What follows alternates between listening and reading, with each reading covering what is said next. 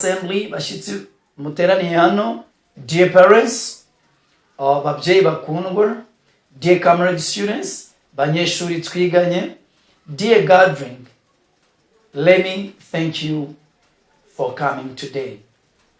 Bantu mwese muteraniye hano, reka mbashimire kuba muje hano uyu munsi, reka mbashimire kubwo kuza no kuboneka hangaha uyu munsi.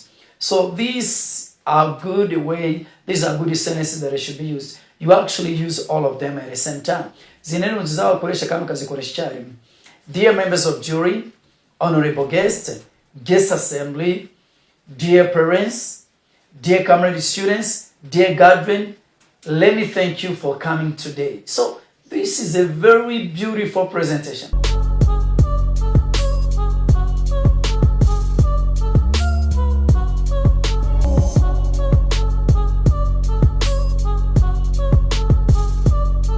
Who is Jack Canfield? As I taught by Jake, when my friend Mark Victor Hansen and I came up the idea to create a new series, W of Books, people thought we were nuts. They told us things like, you dreaming, it will never work, you're not serious, are you? And in spite of all of this negativity, we persevered. When the first manuscript was done, more than 140 publishers turned it into doubt. We thought, maybe everybody's right. When there needed to be little hope, we tried it one more time. It worked. Wow. My people, hello, how are you? I greet you and I hope that you're fine. So I was actually reading this, a very beautiful book. I like it. If you want, you can read it, okay?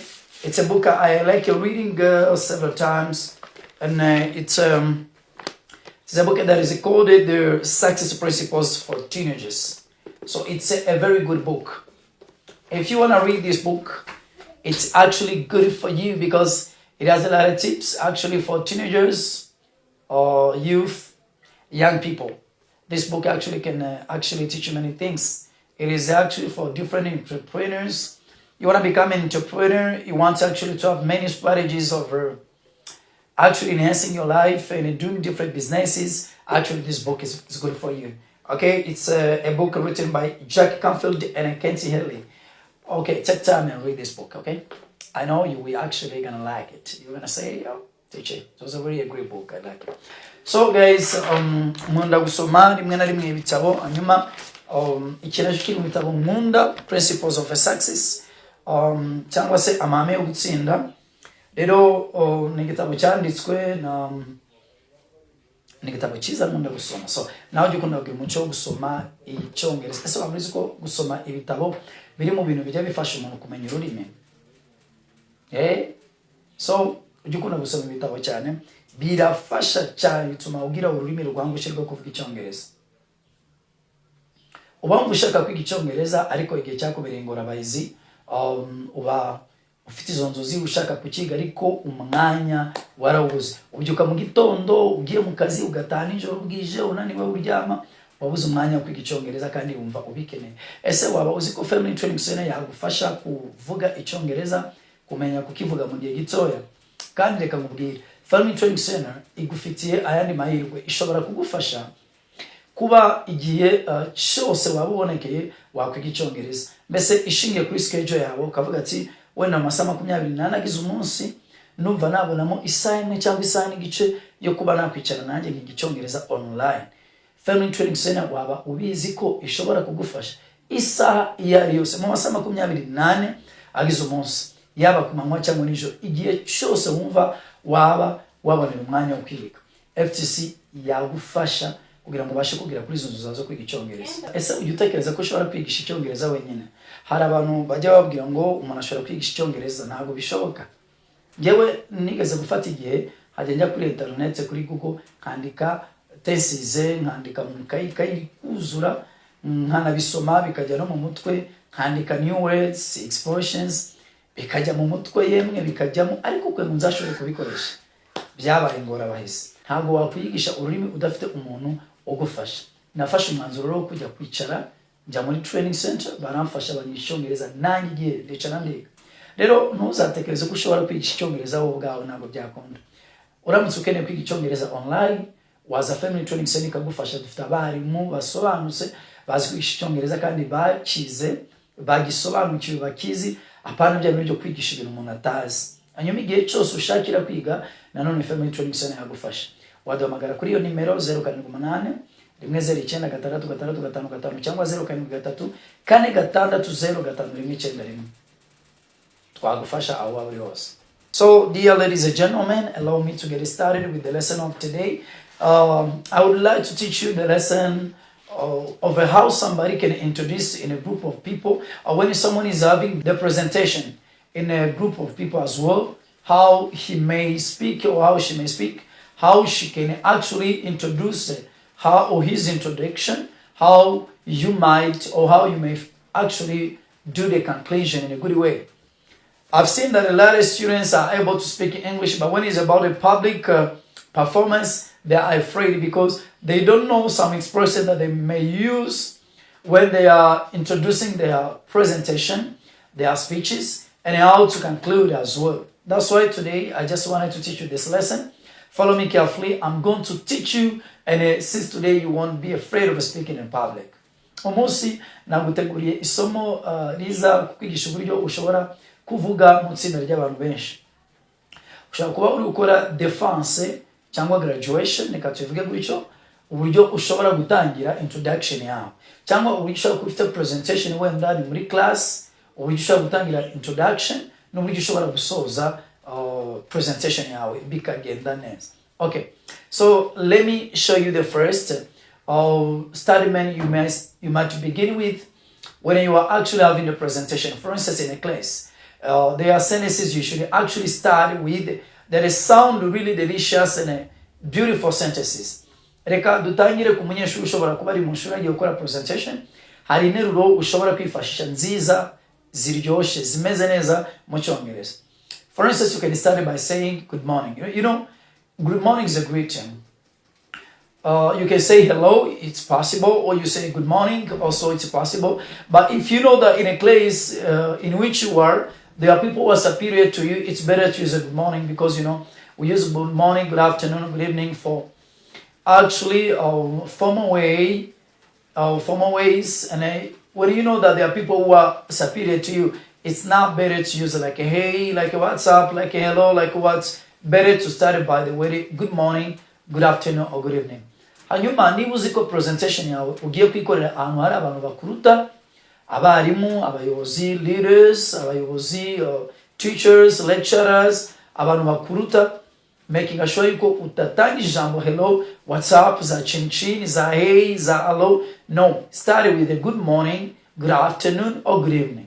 Umenye ko utangije ayo magambo kuko niyo agaragaza politeness actually in English, agaragaza ikinyabupfura mu Cyongereza.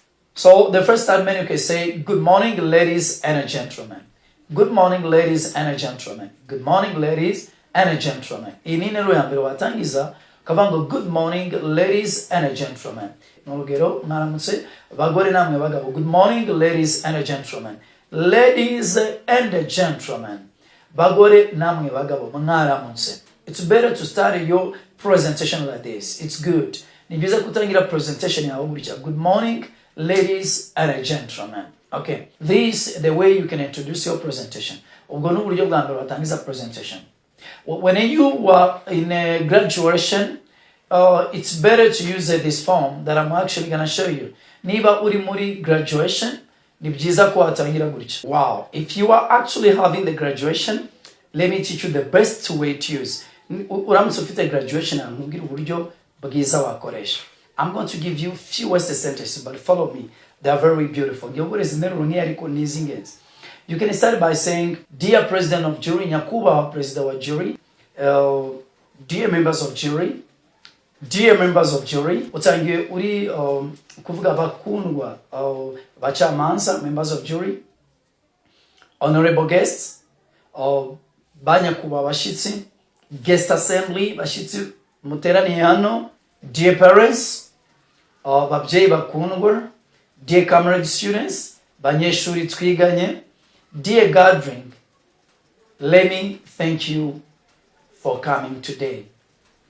bantu mwese muteraniye hano reka mbashimire kuba muje hano uyu munsi, reka mbashimire kubwo kuza no kuboneka hangaha uyu munsi.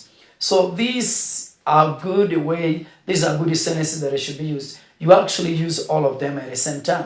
Zineno nzizawakoresha kandi ukazikoresha icyarimwe. Dear members of jury, honorable guest assembly, dear parents, dear comrade students, dear guardian, let me thank you for coming today. So this is a very beautiful presentation. In presentation in Ziza Chan. So after doing this, you then dive into your presentation. And you want presentation. Maybe you can start by saying, let me take this opportunity and thank different people. Let me take this golden opportunity and thank different people. Mureke mfata mahirwe adasanzwe shimire abantu batandukanye. Then you start actually thanking different people. Depend on those people you actually want to thank. Ugatangira gushimira abantu umva ushaka gushimira abari. So this is the way you can actually make your presentation when you are graduating. When you are doing presentation yawe uri ku graduating. Okay. Remember, iyi presentation itandukanye niyo waba uri gukora muri class, actually ufite when her presentation is sound. Okay. So dear students actually use this way. After presenting or after actually graduating, in conclusion also it's where some people lose the concentration.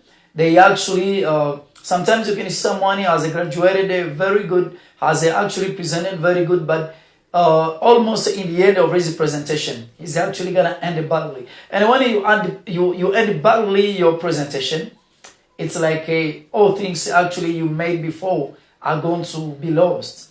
Hari abantu bakora presentation neza ariko baje gusoza bagasoza nabi. Rero usanga nibyo ahariho nabyo rimwe na rimwe usanga naho nagaciro bigize. Okay, when you are graduating, let me give you the form how you can actually end your presentation. Ni wari ukora graduation dore uburyo wasoza wavuga ngo dear president of jury, nyakubahwa president wa jury board members, baba chamanza murao, this is the end of my expose. Uyu ni umusozo wa expose yanjye wa presentation. Your questions, ibibazo byanyu, suggestions, inyunganizi zanyu, criticisms, niba hari ibyo kunenga bihari, and your pieces of advice are the most welcome. N'inama zanyu nazo turazikeneye cyane. You end like that. These words, you say the name. Uyu yari ugasoza gutyo. Dear president of jury, members of jury, this is the end of my presentation. Your questions, suggestions, criticisms, and pieces of advice are the most welcome. In closing, I say thanks. Kumusozo ndavuze ngo murakoze. So this is the very good way to end your presentation. Okay, thanks very much, dear brothers and sisters. Let's meet in the next lesson. I was actually teaching you how to make a good presentation. Reka dusoze hano banjye nisere ko mwumvishe isomo kandi kubigishwa mu makora presentation. Tuzasubira mu somo ry'ubutaha.